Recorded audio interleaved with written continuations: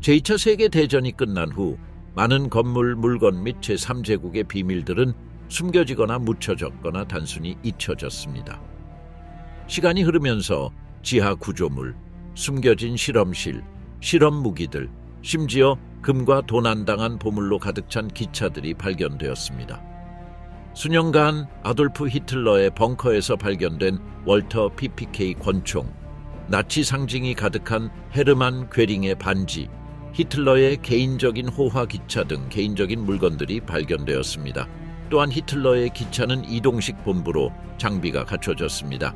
그러나 단순히 유물들만 있었던 것은 아닙니다. 폴란드의 거대한 지하 복합시설인 프로젝트 리제 프로젝트 리스와 같은 구조물들도 숨겨져 있었습니다. 이는 비밀 본부로 설계되었습니다. 또한 히틀러의 알프스에 있는 베르크호프 별장, 베를린에 있는 퓨러 벙커도 발견되었습니다. 여기에서 히틀러는 마지막 날들을 보냈습니다. 이것들은 최근 몇 년간 발견된 제3제국의 가장 오싹한 비밀들입니다. 제3제국의 어두운 진실이 어디까지였는지를 드러내는 발견들입니다. 늑대의 소굴, 제국의 전략적 지휘센터 폴란드 기에를로츠의 울창한 숲 속에는 나치 독일의 가장 비밀스럽고 요새화된 복합체 중 하나의 무너진 잔해들이 있습니다. 그것은 히틀러가 동부 전선에서 사용했던 첫 번째 군사 본부인 늑대의 소굴입니다. 이곳은 은밀하고 거대한 벙커 복합체로 히틀러가 제3제국의 운명을 결정짓는 사건들을 지휘한 곳이었습니다. 소련에 대한 공격을 조직하기 위해 히틀러의 주요 본부로 건설된 이 요새는 단순한 지휘센터 이상의 것이었습니다. 그것은 공포의 요새였으며 80개의 건물이 다양한 용도로 사용되었습니다. 50개의 벙커, 폭발물 함정, 저격수 둥지, 철조망, 그리고 지하터널 미로로 둘러싸여 있었습니다. 이 모든 구조물은 히틀러라는 편집증적이고 과대망상적인 지도자가 모든 그림자에 대해 불신을 품고 매순간 암살될 것을 두려워한 결과였습니다. 오늘날 전쟁이 끝난 수십 년 후에도 늑대의 소굴을 방문할 수 있는 이들은 그 불안한 잔해들 앞에서 여전히 당혹감을 느낍니다. 거대한 콘크리트 판들이 곳곳에 흩어져 있으며 이는 독일 군대가 자신의 비밀을 숨기기 위해 필사적으로 파괴한 결과입니다. 그럼에도 불구하고 늑대의 소굴을 발견하면서 가장 중요한 측면 중 하나는 숨겨진 통로의 복잡한 네트워크와 흥미롭게도 적이 침투하거나 소굴을 점령할 경우 복합체를 파괴하도록 설계된 특별한 탈출 경로들이었습니다. 이 사실은 나치가 탈출로를 확보하려 했거나 적어도 탈출을 시도하면서 죽음을 각오했음을 드러냅니다. 본체 복합체의 인근에는 히틀러의 작전 본부가 위치한 중요한 구역에 폭발물 함정이 설치되어 있었고 이를 통해 적의 진격을 막기 위해 큰 면적의 지면을 즉시 파괴할 수 있었습니다. 엔지니어들은 연합군의 비행기들에게 발각되지 않도록 벙커 위에 위장망을 덮었고 공중 폭격에 대응하기 위해 근처에 항공포대를 배치했습니다. 그럼에도 불구하고 이 음산한 복합체와 관련된 가장 유명한 사건은 1944년 7월 20일 발생한 사건이었습니다. 이때 클라우스 폰 슈타우펜베르크 대령은 히틀러를 암살하려고 했고 이는 발키리 작전이라는 내부 음모의 일환이었습니다. 정확한 폭탄 암살 시나리오는 오늘날까지도 불명확하지만 폭발은 복합체를 초토화시켰고 히틀러는 살아남았습니다. 그러나 실패한 암살 시도는 그에게 여러 가지 부상을 남겼습니다. 발키리 계획의 실패 이후 보안 강화 조치가 이루어졌고 더 많은 장벽과 함정들이 추가되었습니다.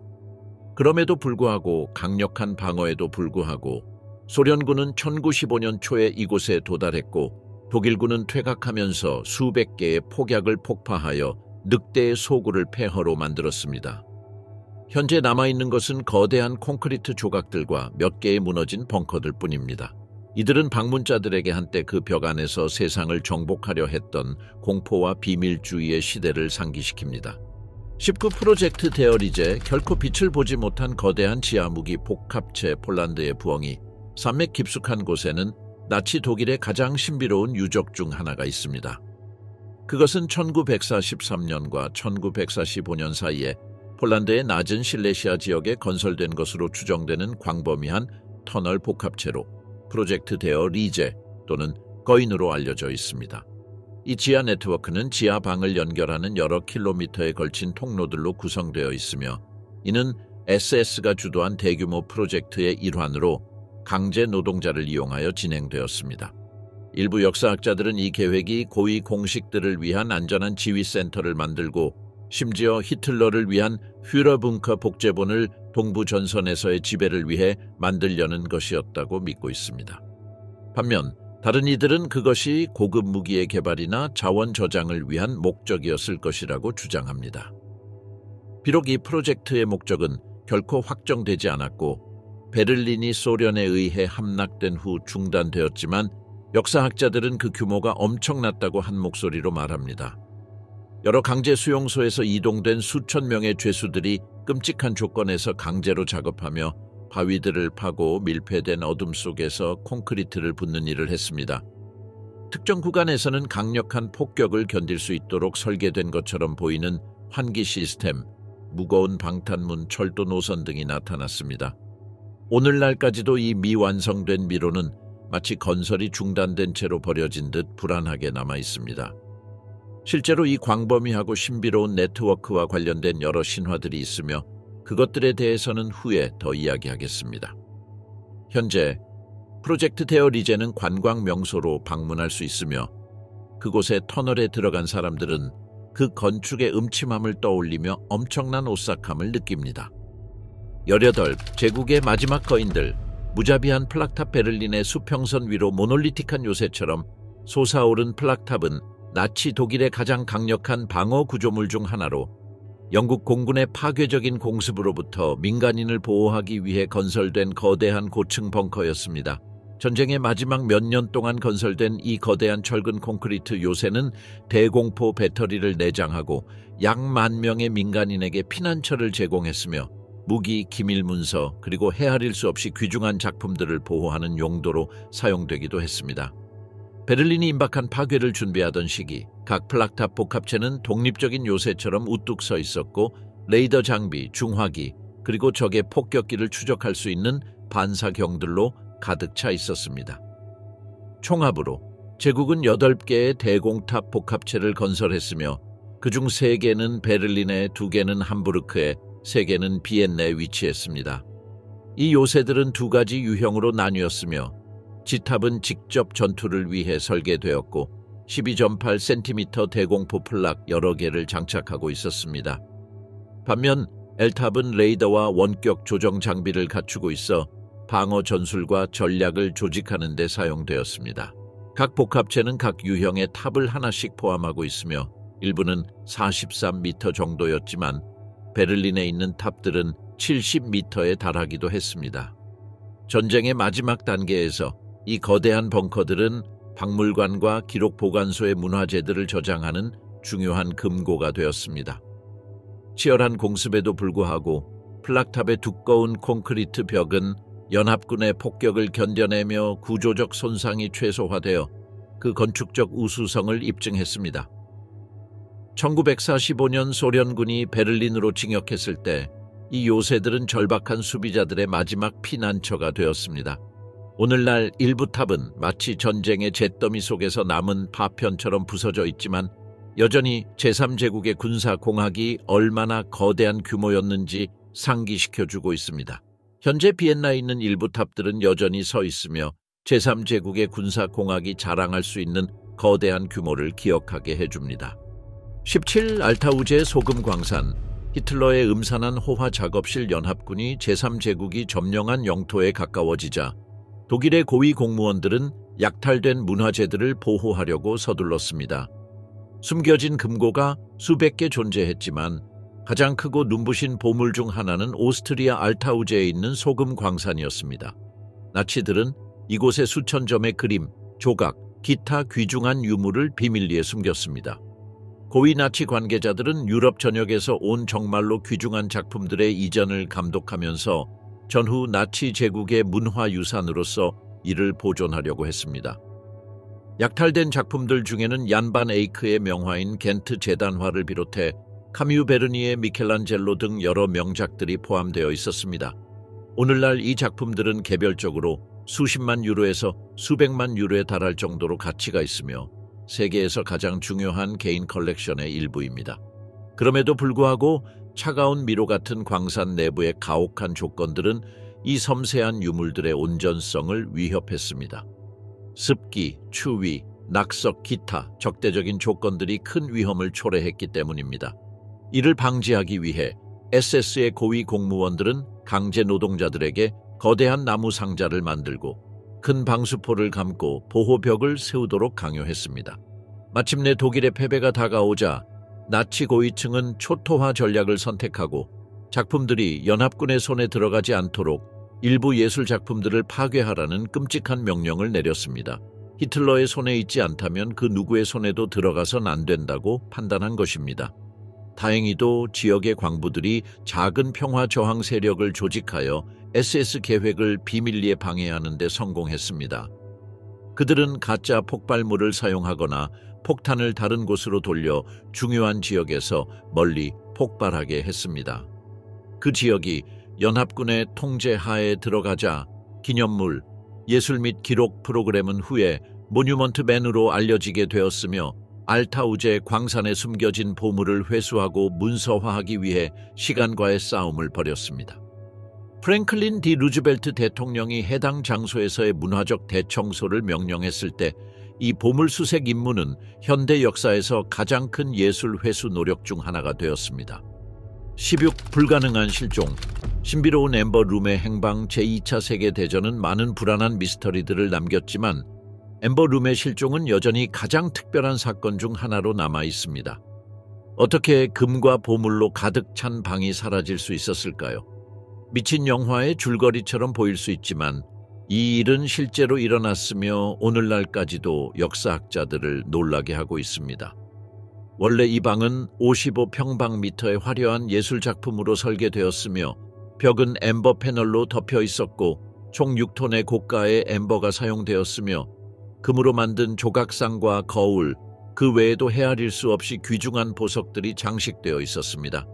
1716년에 대제국의 표트르 대제에게 선물되어 상트페테르부르크 근처에 위치한 카탈리나 궁전에 설치되었습니다. 이 방은 세계 8대 불가사의로 불리며 그곳에 자리 잡고 있었습니다. 그러나 나치 독일의 소련 침공으로 그곳은 변하게 되었습니다. 제3제국의 군대가 카탈리나 궁전을 점령했을 때 나치들은 상상할 수 없는 일을 벌였습니다. 바로 엠버 룸을 훔친 것입니다. 방 전체는 해체되어 킹스베르크 성으로 옮겨졌고 마지막으로 그곳에서 목격된 후 자취를 감추었습니다. 그 자체로도 이 방의 실종은 오싹하지만 엠버 룸을 둘러싼 가장 큰 미스터리는 그에 관한 어두운 전설들입니다. 일부 역사학자들은 그것이 나치의 비밀 벙커에 숨겨졌다고 제안합니다. 벙커에는 발견되지 않도록 하기 위한 함정이 설치되었을 거라고 말합니다. 또 다른 이들은 그것이 빌헬름 구스트로프 회에 실려 발트해에서 신비롭게 사라졌다고 주장합니다. 그 배는 소련 잠수함에 의해 어뢰 공격을 받았고 그 안에는 엠버 룸과 다른 약탈된 보물들이 실려 있었다고 합니다. 비공식적인 출처에 따르면 많은 보물 사냥꾼들이 엠버 룸을 찾으면서 신비하게 사망했다고 합니다. 이 신화는 사라진 세계의 불가사의한 유물에 대한 저주를 믿게 만들었습니다. 확실한 것은 엠버 룸을 찾는 작업이 수십 년 동안 계속되었고 비밀 터널, 폐광, 전쟁으로 파괴된 유적들이 샅샅이 뒤져졌다는 것입니다. 일부는 킹스베르크 성에서 발견되었으며 그곳은 1944년 영국 공군의 폭격으로 잿더미로 변했습니다. 일부 사람들은 엠버 룸의 대부분이 성과 함께 파괴되었다고 주장하지만 다른 부분들은 독일, 이탈리아, 그리고 의외의 장소들에서 발견되었습니다. 이들은 이 방이 분해되어 점령된 유럽 곳곳으로 보내졌다는 추정을 낳게 합니다. 2003년 제2차 세계대전을 살아남은 일부 부분들을 포함한 재건된 엠버 룸이 개관되었습니다. 그러나 원래의 세계 8대 불가사의의 운명은 여전히 밝혀지지 않았고 이는 역사학자들의 꿈을 빼앗고 전 세계 보물 사냥꾼들의 꿈속에서 계속해서 존재하고 있습니다.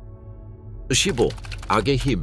하이거로흐에서의 끔찍한 원자력 반응로의 창조. 1944년 말 독일의 물리학자들은 군사적 용도를 위해 원자력 에너지를 해제하려고 서둘렀습니다. 이는 전쟁의 운명을 영원히 바꿀 수 있는 능력이었습니다. 독일 남서부의 작은 도시 하이거로흐에서 나치 연구원들이 한 양조장의 지하실로 이주하여 그곳을 비밀 실험실로 바꾸었습니다. 그곳에서 그들은 미국의 맨하탄 프로젝트의 결과를 재현하려는 목표로 물을 기반으로 한 원자력 반응로를 설치하기 시작했습니다. 이를 통해 히틀러에게 궁극적인 무기를 제공하려 했습니다. 땅속에 건설되고 방어용 벙커로 덮여서 폭격과 공중 탐지를 피하려 했던 이 반응로는 1945년 초 연합군이 제3제국의 국경에 다가오자 테스트를 시작했습니다. 이 프로젝트는 비에이토로 알려져 있으며 전설적인 베르너 하이젠베르크와 같은 과학자들이 이끌었고 차가 지속적인 연쇄 반응을 생성하려는 시도가 있었습니다. 이 단계가 성공했더라면 역사적인 전환점을 맞이했을 것입니다. 그러나 전쟁은 끝나가고 있었고 독일의 패망이 가까워지면서 원자력 반응로 개발에 영향을 미쳤습니다. 연구자들이 가진 자원의 한계, 공급망 차단, 연합군의 지속적인 폭격은 나치의 핵기술 발전을 정지시켰습니다. 노르웨이에서 중요한 자원인 중수의 운송은 연합군에 의해 반복적으로 방해받았습니다.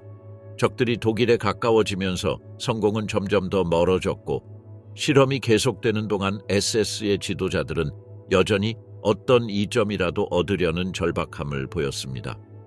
1945년 전쟁이 거의 끝날 무렵 미국은 알소스 작전을 시작했습니다.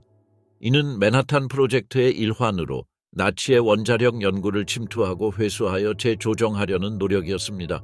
미국은 하이거로흐의 비밀 장소를 발견하는 데 그리 오랜 시간이 걸리지 않았습니다. 연구소를 급습했을 때 그들은 오싹한 발견을 했습니다.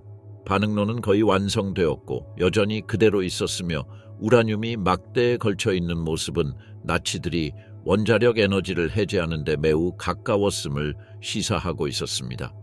그들이 이루지 못한 결과를 두려워한 연합군 전문가들은 반응로를 신속히 해체하고 그 구성 요소들을 분석하기 위해 가져갔습니다.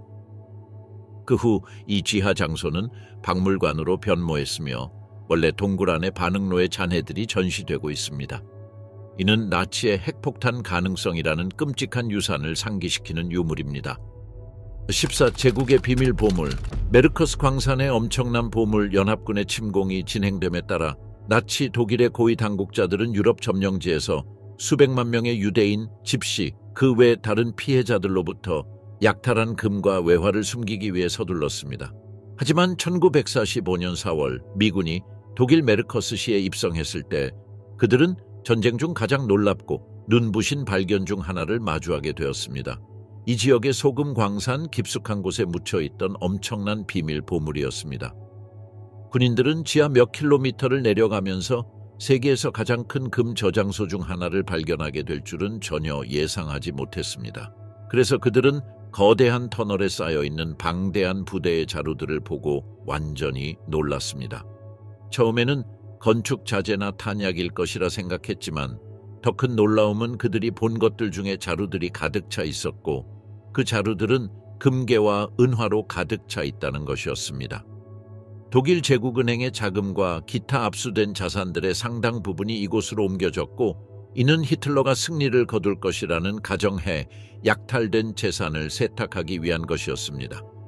하지만 소금 광산의 터널은 매우 깊은 곳으로 이어졌으며 그곳에서 발견된 수톤의 금은 발견의 시작에 불과했습니다. 이후 연합군은 더 많은 숨겨진 보물들을 발견했습니다. 전쟁에서 약탈된 예술 작품들이 가득 든 상자들, 홀로코스트 피해자들로부터 도난당한 개인 물품들, 그리고 외국에서 온 수많은 동전과 지폐들이었습니다. 이 발견들은 나치들의 무자비한 약탈 및 몰수 작전의 전모를 드러내었고 1910년대 독일에서 일어난 믿을 수 없는 부의 이전 과정을 명확히 밝혔습니다. 이는 히틀러의 정권을 강화하는 데 중요한 역할을 했습니다. 많은 요소들이 촬영되고 사진으로 기록되었습니다. 각 유물은 약탈과 고통의 어두운 이야기를 담고 있었기 때문입니다. 귀금속 외에도 회수된 물품들에는 전쟁 포로로부터 약탈한 유럽의 중요한 컬렉션의 그림들도 포함되어 있었습니다. 모뉴먼트맨이라고 불리는 연합군의 전문 부대는 전리품을 회수하고 문화재를 보호하기 위해 서둘러 약탈된 걸작들을 확보했으며 드와이트 D. 아이젠하워 장군을 포함한 주요 연합군 지도자들은 이 놀라운 발견을 직접 확인하기 위해 광산으로 갔습니다. 메르커스 광산의 문서화 및 사진들은 이후 나치 공무원들과 장교들에 대한 재판에서 중요한 증거가 되었으며 그들이 점령지에서 저지른 약탈과 범죄에 대해 책임을 묻는 데 사용되었습니다. 또한 이들은 역사가들이 제3제국의 경제적 악몽을 이해하는 데 중요한 자료로 활용되었습니다. 13. 독성의 유산, 독성 잠수함 U-864의 사냥. 1945년 2월 독일 잠수함 U-864는 세자르 작전에 착수했습니다. 이는 고급 철강으로 제작된 비행기 부품과 액체 수은을 일본의 비밀 목적지로 몰래 운반하는 위험한 임무였습니다. 이 귀중한 화물은 일본 제국에게 고급 무기 기술 협력을 강화하고 북미의 압박에 대항할 수 있는 숨통을 트이게 하기 위해 목적이었습니다. 하지만 독일은 예기치 못한 변수에 직면했습니다. 연합군은 이미 추측국의 라디오 메시지 암호 해독 방법을 파악하고 있었고 U-864의 작전과 경로에 대해 알고 있었습니다. 이에 따라 영국 잠수함 MSB 벤투너는 레릭 항구에서 출발해 독일 잠수함을 추적하기 시작했습니다. 1945년 2월 6일 벤츄라는 노르웨이 해안 근처에서 U-864를 발견했고 두 잠수함은 역사상 유일한 잠수함 간 전투인 충격적인 어뢰 전투를 벌였습니다. 긴 추격전 끝에 두 잠수함은 느리게 교차하며 전투를 벌였고 벤츄라는 U-864에게 사발의 어뢰를 발사했습니다. 첫 산발은 U-864가 피했지만 마지막 어뢰에 맞고 침몰하게 되었습니다. 73명의 승무원이 필사적으로 재난을 피하려 했지만 U-864로는 결국 바다 깊숙한 곳으로 침몰하며 승무원들의 생명과 치명적인 화물을 함께 바다에 가라앉혔습니다. 2003년 U-864의 잔해가 바다 밑에서 발견되었고 끔찍한 재앙이 드러났습니다.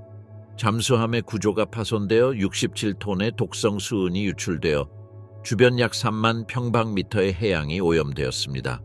수은이 담긴 용기는 환경에 엄청난 위험을 초래했으며 이에 따라 노르웨이 당국은 10년 이상 걸리고 2억 유로에 달하는 봉쇄 계획을 제안했습니다.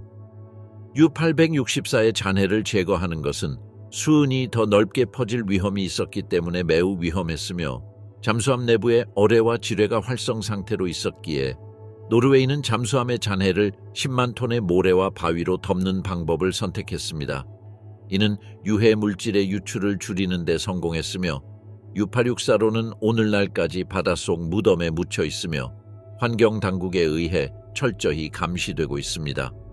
12. 유령열차. 나치 금열차의 실종 일부 역사학자들에 따르면 전쟁의 마지막 날들의 나치 당국은 점령지에서 약탈한 금과 보물을 독일로 이동시키라는 명령을 받았으며 이를 통해 연합군의 손에서 그 자원을 숨기려고 했다고 합니다. 이미 메르커스 소금 광산이나 플락탑과 같은 절박한 금고들에 대해 언급한 바 있습니다. 그러나 훨씬 더 이상한 전설이 존재합니다. 이 역사학자들에 의하면 나치들은 엄청난 양의 금고에 예술작품, 귀중한 유물을 실은 기차를 브레스라우에서 출발시켰고 그 기차는 여러 개의 폴란드 역을 거쳐 독일로 향하는 비밀 경로를 따르기로 되어 있었다고 합니다. 그러나 기차는 실리시아의 프리부르크 역에서 잠시 멈춘 후 여행을 재개하면서 사라졌습니다. 공기 중으로 사라진 화물 기차의 이야기는 과학소설 영화에서나 나올 법한 이야기지만 모든 증거는 이 기차가 존재하지 않았거나 나치들이 연합군의 레이더를 피하기 위해 어떤 비밀 경로를 사용했을 것임을 시사합니다. 일부 역사학자들은 이 이야기가 가능하다고 주장합니다. 왜냐하면 나치들이 약탈한 예술품과 유물이 회수되지 않았다는 기록이 존재하고 그 예로 이미 언급된 엠버 룸을 포함한 많은 보물들이 그 예시가 되기 때문입니다. 또한 그 유령 열차의 예상 경로는 우리가 말한 여러 금고들, 예를 들어 메르커스 광산이나 프로젝트 데어 리제와 일치합니다. 수십 년 동안 나치금 열차의 행방은 역사학자들과 제2차 세계대전 애호가들 사이에서 전설로 남아 있었습니다. 그러나 2015년 두 명의 광산 사업가가 폴란드 와우브리흐 근처에서 지하에 숨겨진 철도 노선의 단서를 발견했다고 주장하면서 이 이야기가 유럽 대중문화에서 다시 크게 떠오르게 되었습니다. 이들은 폴란드 정부의 상당한 금액과 함께 자신들과 그들의 회사가 열차 탐색에 대한 독점적인 권리를 보장받겠다는 계약을 요구했습니다. 그러나 기본적인 정보가 유출되었고 수백 명의 보물 사냥꾼들이 이 지역으로 몰려들어 자신들만의 탐사를 진행하며 지질학적 및 지형학적 탐사와 함께 당국과 협력하여 굴착 허가를 받았습니다. 유물 사냥꾼들의 끈질긴 노력 덕분에 폴란드 당국은 바바실레시아 65km에서 지하 탐사를 실시하겠다고 결정했습니다. 정부는 일부 굴착 작업을 감독했으나 결국 장갑차 기차의 잔해나 잃어버린 보물은 전혀 발견되지 않았습니다.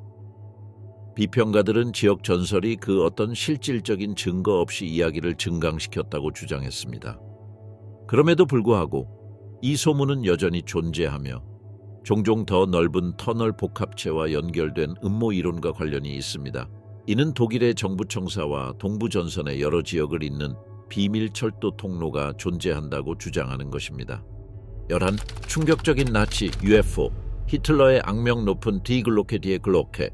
제3제국이 붕괴되던 중 나치의 초비밀 슈퍼무기에 대한 소문이 돌기 시작했습니다. 이 기기는 전쟁의 마지막 순간에 전쟁의 흐름을 바꿀 만큼 진보된 장치였다고 합니다.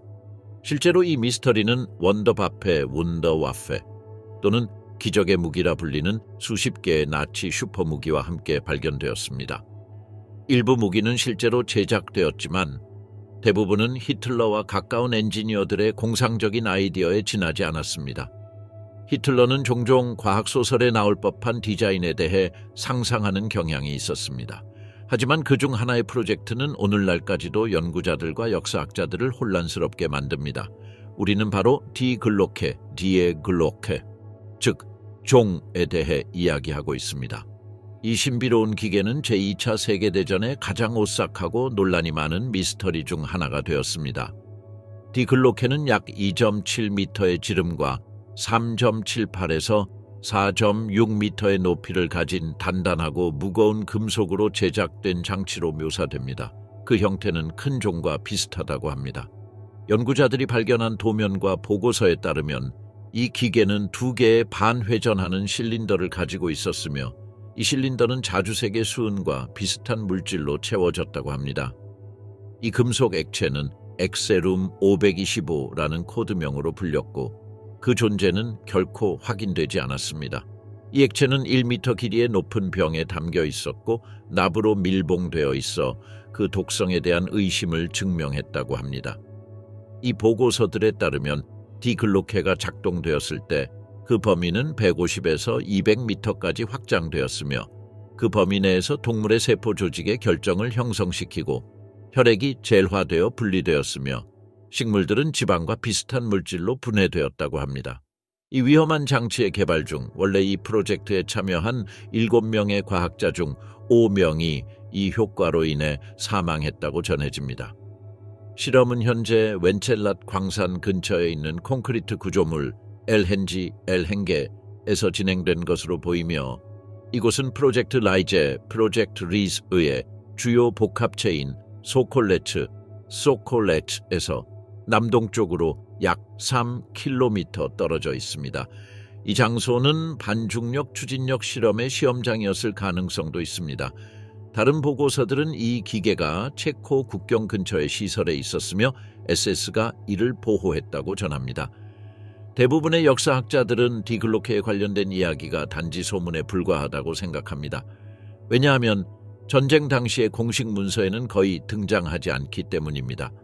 실제로 확실히 확인된 도면이나 공식 참조는 없으며 산발적인 일화들만 존재합니다. 그럼에도 불구하고 일부에서는 실제 연구 프로젝트의 일부 조각들이 시간이 지나면서 왜곡되었을 가능성을 제기합니다. 나치들이 추진력과 입자 물리학 분야에서 실험을 했다는 사실은 꽤 알려져 있으며 이 실험들은 종종 여러 비밀 실험실에서 진행되었습니다. 그러나 그럼에도 불구하고 이 이야기가 끔찍한 매력을 가지고 있는 반면 디글로케는 여러 독립적인 기술적 노력들이 하나의 환상적인 이야기로 합쳐진 결과일 가능성도 있습니다. 실제로 이 의문은 오늘날까지도 남아있으며 많은 음모론자들과 UFO 이론을 믿는 사람들은 디글로케가 전쟁으로 황폐화된 지구에서 탈출할 수 있는 비행 접시를 만들기 위한 초비밀 프로젝트의 일환이었다고 믿고 있습니다. 그렇다면 왜 이 프로젝트는 포기되었을까요? 사고가 있었던 것일까요? 아니면 더 음산한 일이 있었던 것일까요? 댓글로 이야기해 주세요. 10. 역사상 첫 번째 보이지 않는 비행기. 공군의 호르텐호 22구 나치 항공 연구에서 가장 호기심을 자극하는 발견 중 하나인 호르텐호 22구는 제2차 세계대전의 미래지향적인 유물로 자리 잡고 있습니다.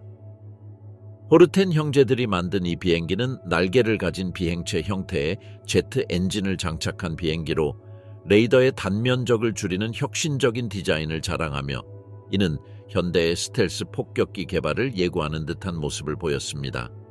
완성된 프로토타입은 비행 테스트를 거쳤으며 그 비행 역학은 매우 진보적이어서 비스피릿 폭격기와 같은 현대 항공기의 개념과 견줄 수 있었습니다. 하지만 호르텐호 229는 주로 합판과 다른 가벼운 재료로 만들어졌습니다.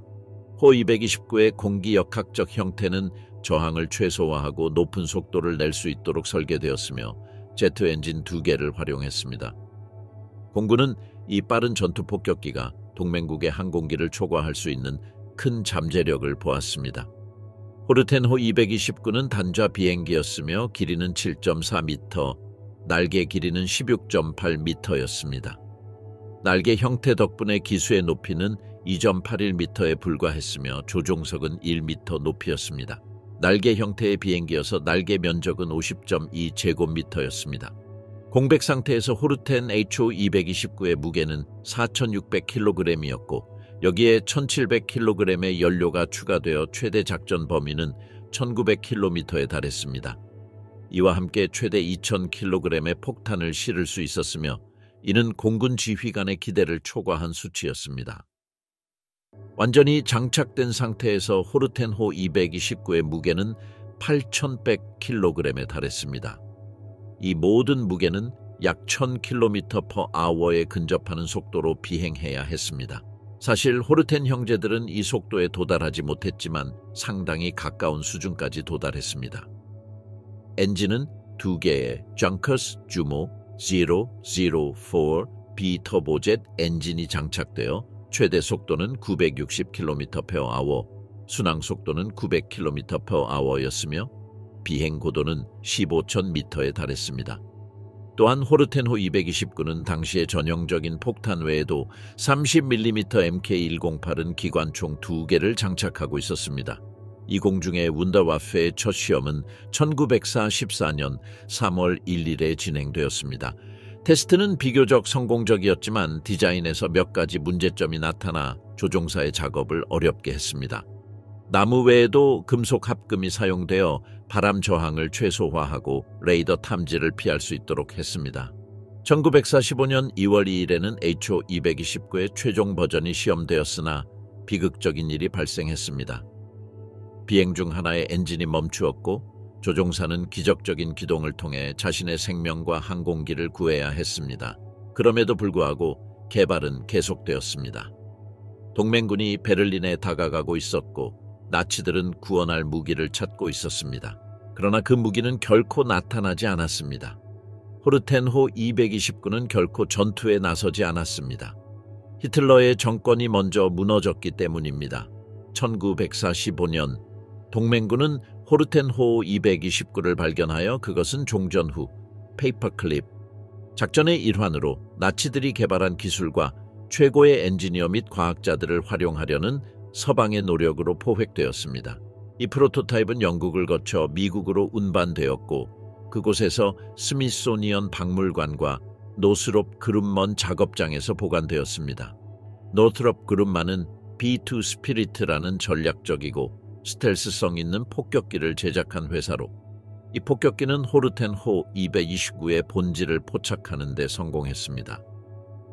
오늘날까지도 미국은 호르텐 형제들의 개발을 연구하고 있으며 비록 그들이 완성하지 못했지만 미국의 군용 항공기 기술에 중요한 기여를 한 것으로 평가되고 있습니다. 구 괴물의 배, 페넨민대의 끔찍한 미사일 실험실, 독일 북부의 외진 해안 지역인 페넨민대는 전쟁 중 가장 야심찬 무기 프로그램 중 일부의 시험장이었으며 그곳에서 베르너 폰 브라운과 다른 나치 엔지니어들이 주도적으로 작업했습니다. 이 시설은 비행폭탄 빌과 로켓 바위를 생산했으며 두 무기 모두 초기 로켓 및 미사일 개발에서 무서운 기적이라고 여겨졌습니다. 이들은 복수의 무기로 설계되어 독일 폭격에 대한 보복으로 영국을 공격하고 후에는 다른 목표들을 타겟으로 하여 연합군의 사기를 꺾기 위해 사용될 예정이었습니다. 비행폭탄 비원은 제트 추진을 이용한 원시적인 미사일로 조종사 없이 작은 비행기의 형태를 가지고 있었으며 그 독특한 윙윙 소리로 자주 감지되었습니다. 현재의 폭발성 드론의 조상이라고 할 수 있습니다. 한편 B2 로켓은 세계 최초의 장거리 탄도미사일로 핵탄두를 탑재할 수 없었지만 매우 큰 범위로 예고 없이 도달하여 한 번에 광범위한 지역을 파괴할 수 있었습니다. 비록 이러한 무기들이 영국에서 대규모 피해와 공포를 야기했지만 전략적 영향은 전쟁 말기의 배치 지연과 산업적 어려움으로 인해 제한적이었으며 대량 생산은 이루어지지 않았습니다. 그럼에도 불구하고 페넨민대에서의 개발은 이후에 우주 탐사의 기초를 마련했으며 전쟁 후 많은 과학자들이 미국이나 소련으로 흡수되었습니다. 이는 이미 언급한 페이퍼클립 작전의 일환이었습니다. 1943년 8월 영국 폭격기들이 페넨민대 시설을 목표로 한 하이드라 작전을 수행했으며 이는 나치의 끔찍한 공장 내에서 생산되는 모든 폭탄과 미사일의 연구 및 생산을 방해하는 목적이었습니다. 이 공격으로 시설이 파괴되고 핵심 인물들이 사망했으며 로켓 프로그램은 잠시 지연되었습니다. 그러나 나치들은 여전히 잘 조직되어 있었고 폰 브라운의 지휘 아래 다른 숨겨진 실험실에서 미사일 개발은 계속되었습니다. 독일의 항복 후 연합군은 페넨민대에 대규모 급습을 감행하여 문석, 기술 부품, 여러 개의 완전한 로켓을 확보했습니다. 현장 분석을 통해 탄도미사일 추진 및 유도 시스템에 대한 고급 기술이 개발되었음을 확인했으며 이는 이후 미국과 소련이 냉전 기간 동안 자신의 무기 프로그램에서 활용하게 되었습니다. 오늘날까지도 실험 장비들이 자리 잡은 페넨민대 지역은 콘크리트 잔해로 가득 차 있으며 독일이 잠시 로켓 기술 분야에서 선도적인 역할을 했음을 증명하는 조용한 증인들이 존재합니다. 8. 잠자는 거인들. 채널 제도에 있는 나치의 인상적인 요새들. 1910년 독일이 채널 제도를 점령했을 때 이 제도는 전쟁 중 나치가 점령한 유일한 영국의 영토가 되었습니다. 히틀러는 제도를 전략적 요새로 선언하고 해안포대, 레이더 타워, 지하 벙커를 포함한 강력한 방어선 구축을 명령했습니다. 빠르게 게르네지, 저지, 알더니 그리고 더 작은 섬들에 여러 개의 콘크리트 요새가 세워졌습니다. 처음에 독일은 채널 제도에 비유대인 주민들에게 관대하게 대하기로 결정하고 도로와 전략적 거점을 건설하기 위해 현지 노동자를 모집했습니다. 그러나 전쟁이 진행됨에 따라 제도 주민들과의 관계가 악화되었고 SS는 강제 노동 캠프를 열기로 결정을 내렸습니다. 이 캠프에는 유대인과 지역 주민들, 그리고 후에는 우크라이나에서 끌려온 사람들과 소련 포로들이 포함되었습니다. 유럽 대륙의 강제 노동 캠프에서 끌려온 수천 명의 포로들이 잔혹한 요새 완공 작업에 투입되었으며 여기에는 복잡한 터널 네트워크와 바위가 드러난 곳에 세운 강화된 타워들이 포함되었습니다. 일부 벙커는 탄약, 무기, 장비 및 장기간의 포위를 견딜 수 있도록 준비된 물자들로 가득 찬 창고들을 숨기고 있었습니다. 대서양 방벽 계획의 일환으로 나치군은 기관총 둥지와 포를 갖춘 높은 콘크리트 탑을 세웠습니다. 수천 명의 군인이 주둔한 이 제도는 프랑스 본토가 해방된 후에도 독일의 통제를 받았습니다. 1944년 말 이 요새는 고도로 최적화된 전초 기지가 되었으나 연합군의 양쪽에서 포위되어 정기적인 보급선에서 완전히 고립되었습니다. 자원이 부족해짐에 따라 나치의 장교들과 군인들은 벙커와 검문소를 봉쇄하고 가장 요새화된 지역으로 후퇴하여 적의 침공을 기다렸습니다. 1945년 5월 독일의 공식 항복 후 며칠 뒤 제도가 해방되었고 연합군은 완전한 지하 복합 시설들을 발견했습니다. 제도 내의 모든 독일군을 포로로 잡은 후 연합군은 모든 벙커, 요새, 창고 및 금고를 열었고 점령군은 매우 제한된 물자만을 가지고 있었음을 알게 되었습니다. 섬에 피해를 줄 수 있다는 우려로 연합군 당국은 터널을 봉쇄하기로 결정했지만 대부분의 요새는 파괴되지 않고 남아 있었습니다. 오늘날 일부는 보존되거나 박물관으로 변환되어 점령군이 어떻게 이 아름다운 섬들을 방어적인 위치로 변형했는지를 보여줍니다. 7. 나치의 전략적 도난. 프랑크푸르트의 금고 유명한 예술 작품들을 넘어 나치들은 개인 소유물도 몰수했습니다. 특히 살해되거나 강제 수용소로 끌려간 유대인 가족들에게 속한 물품들이 대상이었습니다. 연합군이 프랑크푸르트를 점령한 후 도난당하거나 폭력적이거나 불공정한 재산 몰수법을 통해 수백만 명의 희생자에게서 물리적으로 빼앗긴 귀중품들이 대량으로 몰수되었습니다. 전쟁의 마지막 단계에서 이러한 물품들은 연합군의 손에 들어가지 않도록 건물이나 지하 저장소에 모여 숨겨졌습니다. 하지만 대다수는 즉시 발견되었습니다. 미국 군대가 도시에 진입했을 때 정보부대는 보석 상자, 금 문화재를 찾아내기 위해 버려진 공장, 지하실, 금융기관의 금고를 수색했습니다. 한 경우에는 결혼 반지, 금 이빨, 그리고 강제로 빼앗긴 다른 개인 물품들이 담긴 수영장이 발견되었습니다. 이러한 끔찍한 발견은 나치 당국자들이 어떻게 체계적으로 물건을 도난당해 부를 축적하고 히틀러의 전쟁 노력 일부를 지원했는지 그 범위를 드러냈습니다. 독일 사람들이 누린 좋은 삶은 수백만 명의 민간인들의 피로 이루어진 것이었습니다. 이 물품들이 목록화된 후 연합군 당국은 그것들을 합법적인 주인에게 반환하려는 노력을 시작했습니다. 많은 기록이 파괴되거나 위조되어 그 과정은 어려움을 겪었지만 귀중품을 재배치하기 위한 위원회가 설립되었음에도 불구하고 그것들이 체계적인 말살에서 나온 결과였기에 합법적인 상속인 목록을 작성하는 것은 사실상 불가능했습니다. 전쟁 이전에 몰수된 물품들은 대개 가치만 기록되고 원래 주인에 대한 정보가 부족한 희미한 기록에 등장했습니다. 반면 나치즘의 가장 잔혹한 시기에 도난당한 물품들은 등록조차 되지 않았고 단순히 익명의 상자들 속에 쌓여 있었습니다. 이는 피해자들이 겪었던 깊은 비인간화를 보여줍니다. 박해의 생존자들은 수십 년 후에 재산을 증명하려 했지만 여전히 일부 회수된 물품은 주장되지 않았습니다. 이는 가족 전체가 죽었기 때문이며 결국 그것들은 전쟁 중에 도난당한 유대인의 유산을 보존하는 비정부 기구나 협회에 전달되었습니다.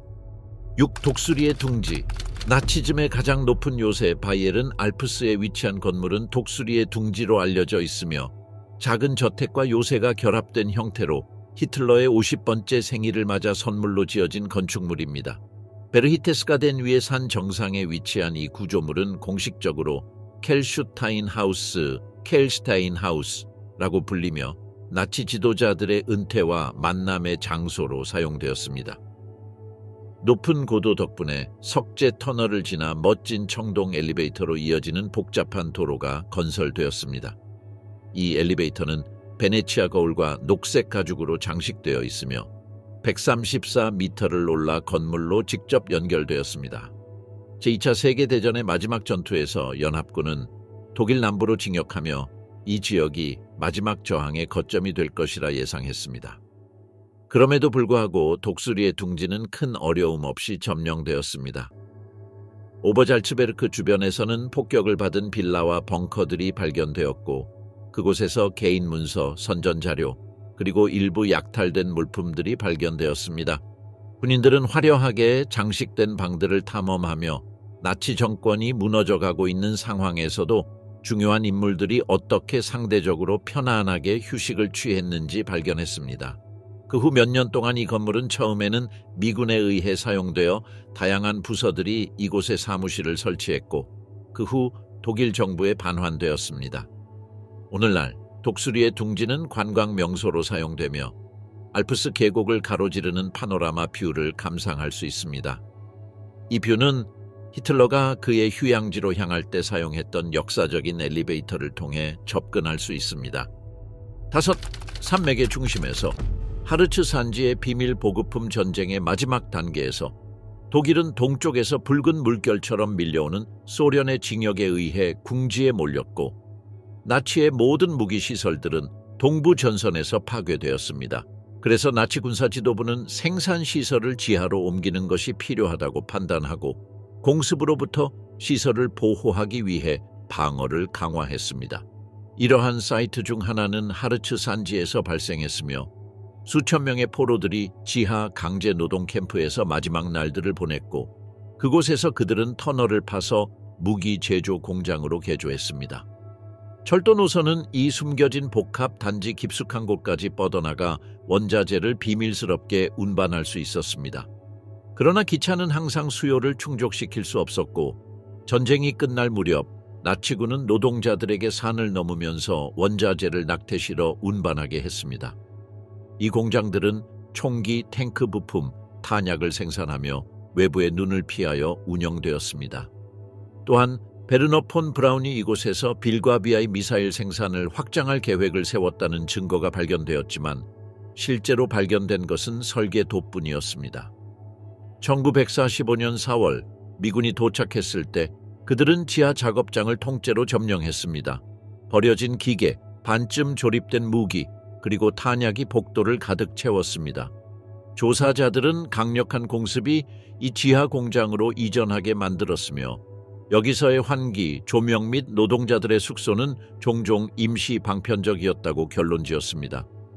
계획자들은 안전한 작업 조건을 보장하기보다는 생산 흐름을 유지하는 것을 우선시했기 때문에 포로들은 잔혹한 고난을 겪었고 그 결과 10,000명에서 20,000명의 강제 노동자들이 목숨을 잃었습니다. 일부 터널은 고급 프로토타입을 수용했지만 대부분은 기존 생산 라인의 단순한 확장이었습니다. 하르츠의 점령은 또한 미군에게 악명 높은 사건을 남겼습니다. 일부 부대는 산을 넘으면서 원자재를 운반하던 대규모 노동자들을 처형하기로 결정했기 때문입니다. 후에 이들 대부분이 SS의 포로였다는 사실이 밝혀졌고 이들은 그 지역의 끔찍한 강제 수용소에서 살고 있었습니다. 일부 군인들은 이러한 범죄로 재판을 받았습니다.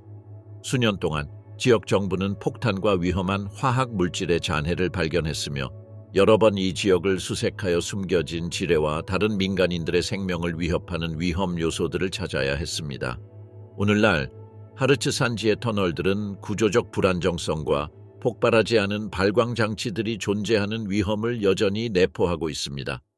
하르츠 산지의 터널들은 제국이 그들의 팽창주의 계획을 위해 얼마나 확고하고 미친 신념을 가졌는지에 대한 분명한 증거입니다. 최후의 절망, 미텔베르크, 튀링겐의 좌절된 터널들. 연합군의 정보가 독일 중앙부에서 숨겨진 프로젝트의 징후를 감지했을 때 그들은 튀링겐의 숲이 우거진 언덕에 집중했습니다.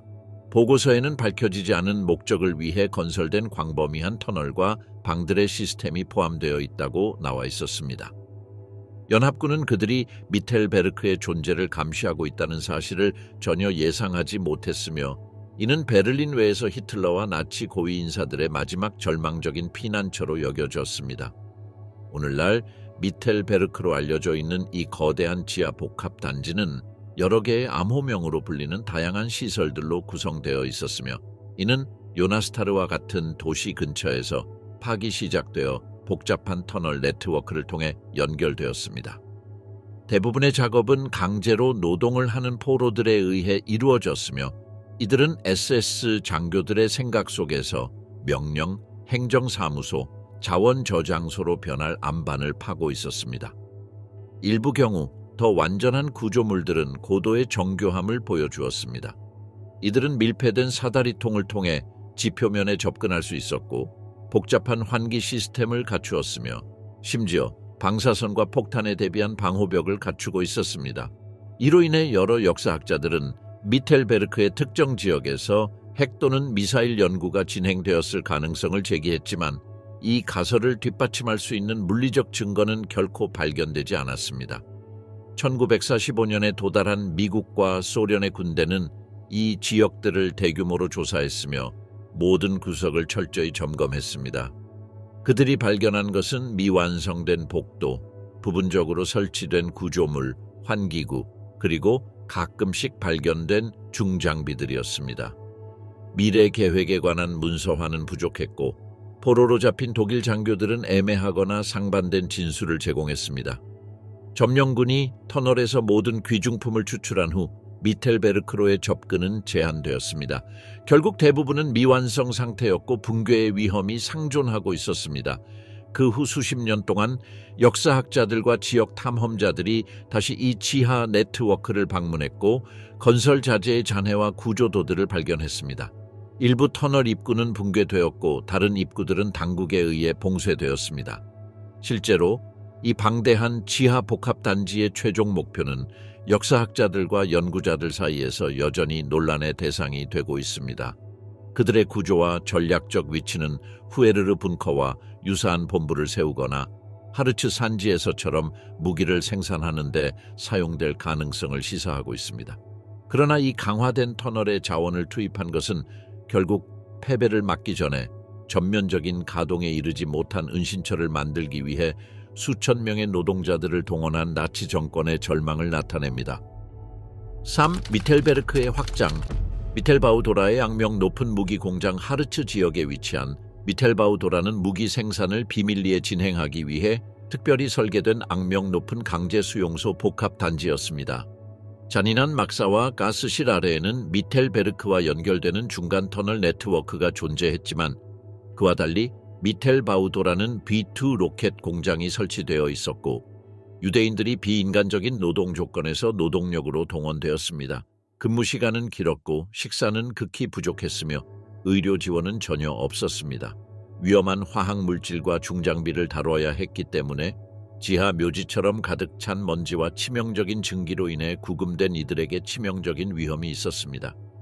사망자 수는 알려져 있지 않지만 미텔바우도라의 터널에서 미사일을 만들던 2만 명 이상의 사람들이 죽었다고 믿어집니다. 1945년 4월 미군이 도달했을 때 그들은 어떤 대가를 치르더라도 강제 노동을 착취하는 환경을 목격했습니다.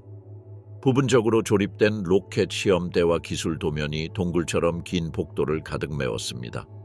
나무로 된 침대는 습기 찬 구석에 빼곡히 놓여 있었고 이곳에서 수용자들이 어떻게 살고 죽었는지를 보여주었습니다. 연합군 전문가들은 B2 로켓의 문서와 중요한 부품을 확보하여 이를 미국으로 보내어 후속 연구를 진행했습니다. 이후 당국은 근처에서 공동묘지를 발견했으며 이를 통해 가혹한 작업 할당량과 최소한의 안전으로 인해 발생한 피해자의 수를 추정할 수 있었습니다. 사이트를 해체하려는 노력은 빠르게 진행되었으며 점령군은 전문팀을 보내 로컬 주민들과 협력하여 이상한 일이 일어나고 있다는 사실을 알게 되었습니다. 주민들은 매일 울려 퍼지는 폭발 소리를 들었고 후에 그것이 비행시험 중 로켓 엔진이 점화되는 소리라는 것을 알게 되었습니다. 미텔바우도라의 많은 인프라는 봉인되거나 철거되었지만 일부 터널 시스템은 교육적인 목적을 위해 여전히 접근 가능합니다. 두 하찮은 도둑들. 영국 지폐를 위조한 처참한 베른하르트 작전. 베른하르트 작전은 독일의 정보부가 영국 경제를 가짜 지폐로 침수시키기 위해 계획한 대담하면서도 꽤나 처참한 작전이었습니다. 1942년에 시작된 이 작전에서 제3제국은 인쇄 기술자, 동전 조각가, 그리고 인쇄 경험이 있는 강제 수용소의 포로들로 구성된 팀을 조직하여 영국 파운드 지폐에 거의 완벽한 가짜를 만들었습니다.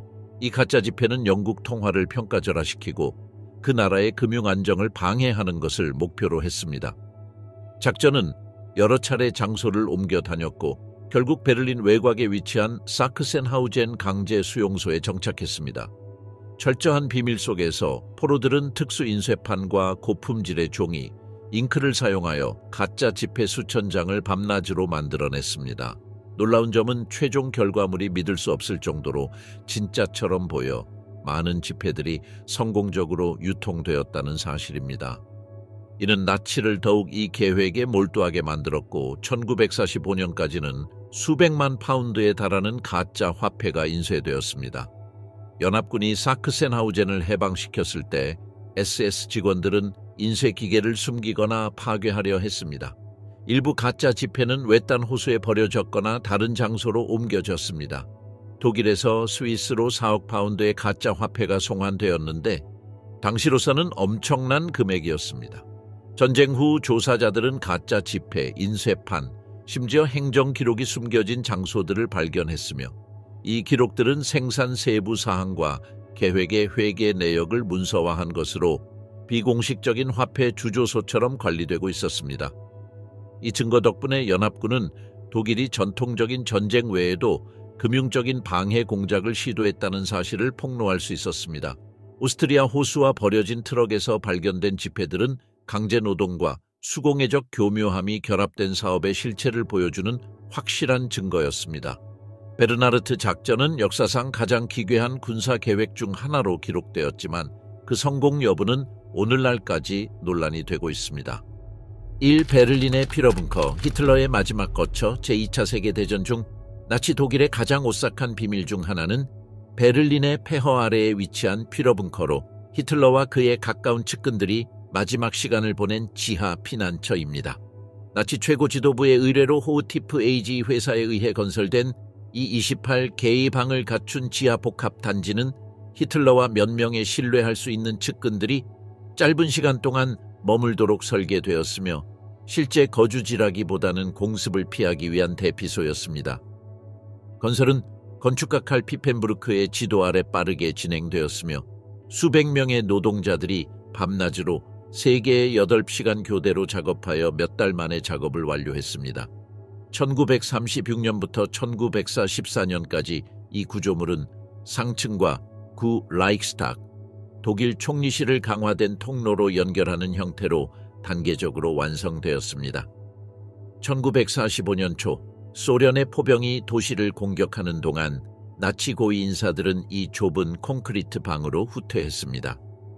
내부에서는 고위직들이 전략을 세우고 벽에 선전용 지도를 붙여 존재하지 않는 부대를 추적하며 장군들은 점점 현실과 단절된 채 암울한 보고서를 지도자들에게 전달했습니다. 베를린 전투 동안 벙커는 지속적인 폭격을 받았습니다. 거의 손상되지 않았지만 죽음과 절망, 그리고 마지막 명령들이 그 분위기를 정의했습니다. 4월 말 히틀러와 에바 브라운은 작은 결혼식을 올린 후 몇 시간 뒤 자살로 생을 마감했습니다. 군인들 몇 명은 피러와 그의 아내의 시신을 벙커에서 꺼내어 총리실 마당에서 불태웠습니다. 며칠 후 다른 중요한 인물들이 히틀러를 따르며 그 전의 문서와 개인 물품을 파괴했습니다. 소련군이 이 지역을 점령했을 때 그들은 빈 복도에서 문서와 나치 활동의 기록을 불태우려 했던 급박한 흔적들을 발견했습니다. 전후 몇 년 동안 당국은 벙커의 일부를 철거했습니다. 오늘날 그 잔해들은 현대적인 아파트와 주차 공간 아래에 위치해 있으며 그 위치를 나타내는 소박한 표지판만이 있을 뿐입니다. 비록 이 장소는 때때로 관심을 끌지만 여전히 대부분 접근할 수 없습니다.